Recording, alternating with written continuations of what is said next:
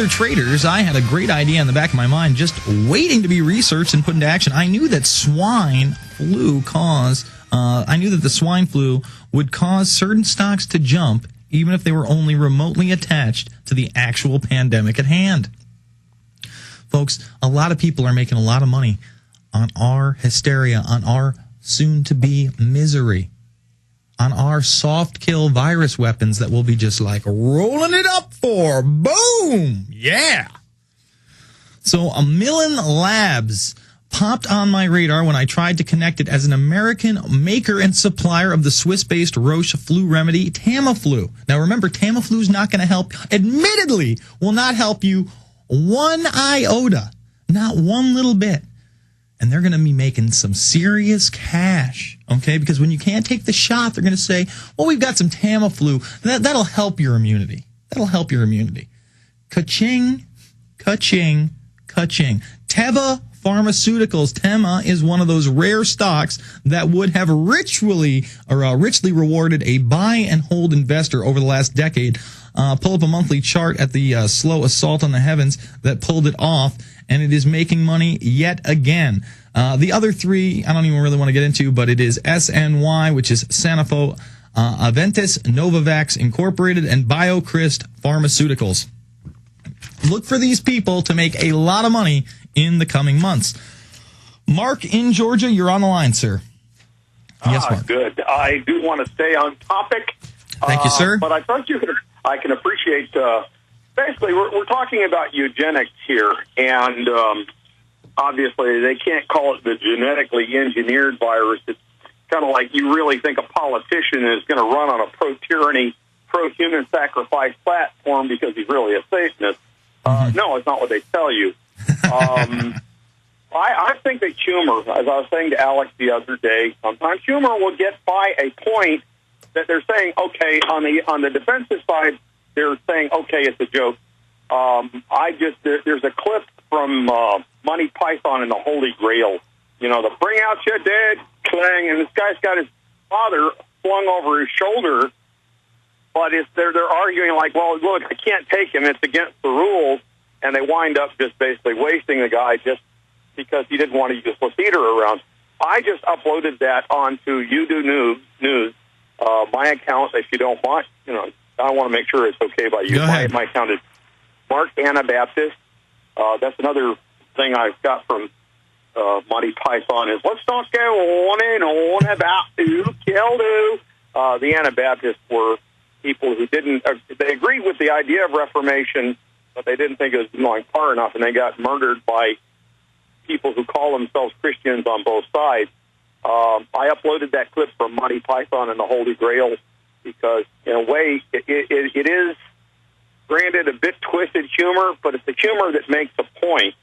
And the thing I want to be clear about when we make jokes, and I was like, don't miss the point we're trying to make just because we're trying to use humor to keep people from being on the defensive mentally, where they're saying, well...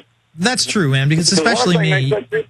You know, Mark, I am very lighthearted, you know, and I might have a smile on when I'm talking about some of this stuff. And unfortunately, this is not, you know, smiling, happy, fun, sunshine, unicorns, and candy canes material. This is hardcore, better wake up and get ready material.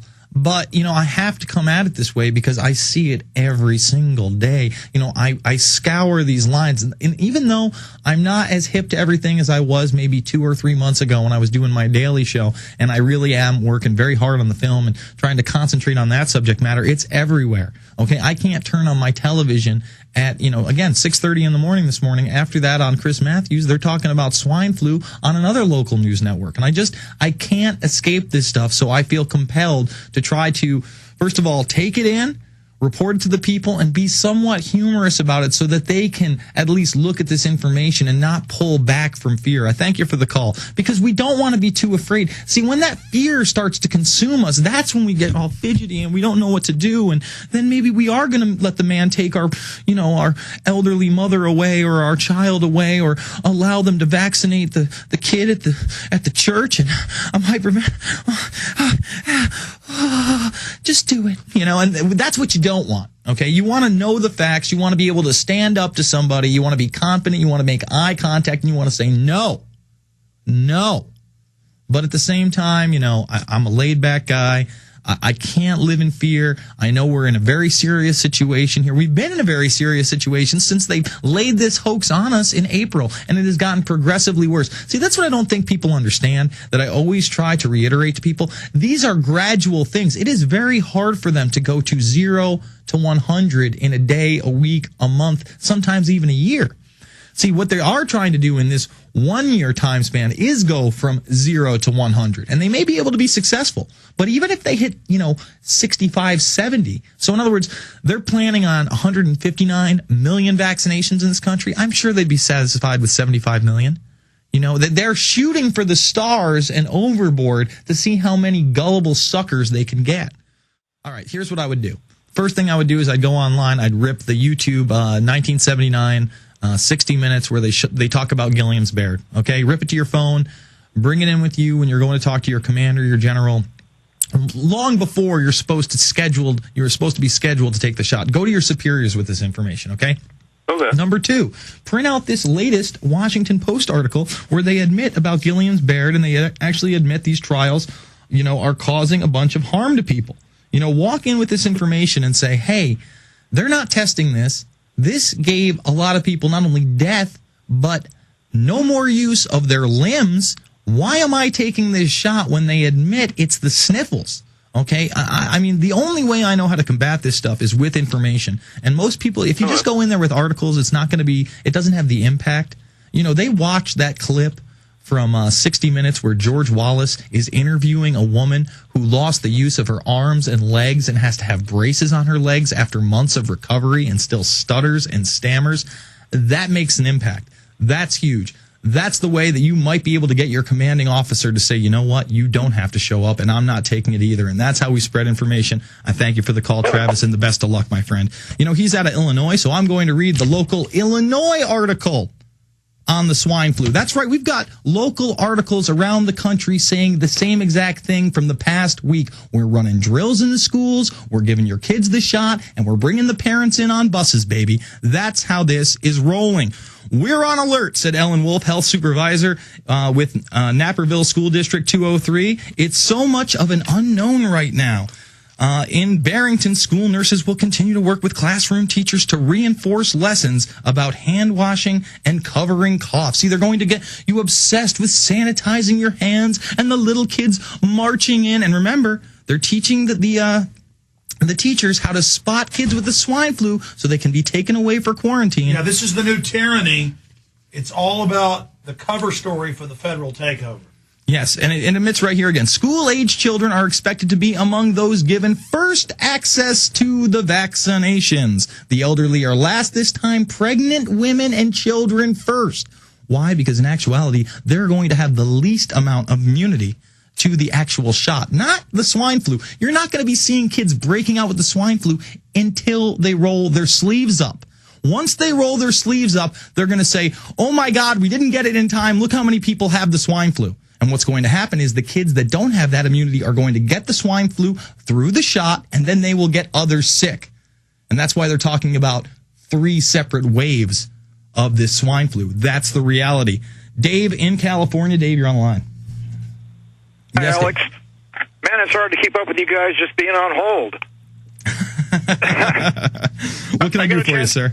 I got a chance to talk to Jane Burgermeister yesterday. I'd like to see if you guys could possibly get her on. She's suing the World Health Organization, the UN, the CDC, Baxter, and a bunch of people for developing this stuff and for disseminating it. I've seen her, and I thank you for the call. I've seen her little petition, and I get it sent to my Facebook. I got to be honest with you, I don't think it's going anywhere. Okay, let's just get this right out in the open. I don't think it's going anywhere. You can sit there and, create these lawsuits, and they're good for retrospect, but then when people call them out on their non-effectiveness, okay, that's not going to be anywhere near as effective of you talking to your community, going to a city council meeting and warning them that they can't go along with this program, or going to your board meeting at your school and saying, I don't want this place to become a mass vaccination center, and I don't want drills with the National Guard going on here where my child's going to school here. That's what's effective. Okay? Not starting this kind of pseudo campaign where if people don't work with you, they're immediately called agents or provocateurs or dishonest. I mean, that stuff doesn't work. You know, I noticed, you know, when this got put out, if you're not covering it, you're a bad guy. I just don't think it's going anywhere, sir. This Jane Burgermeister thing, it's an illusion, okay? No one's going to jail because she put some stuff on paper and says she has a lawsuit. It's not going to stop a damn thing. Look, they're going through with this. This is going to be seen to fruition. Are you going to prepare individually? Are you going to warn your friends, your family members? Are you going to stand up to it when it comes to town? Not write on a little piece of paper that this is bad and they need to go to jail and nothing comes of it. It's the InfoWarrior with Jason Bermas, back with your calls on all subjects. 888-201-2244, prisonplan.tv, Infowars.com.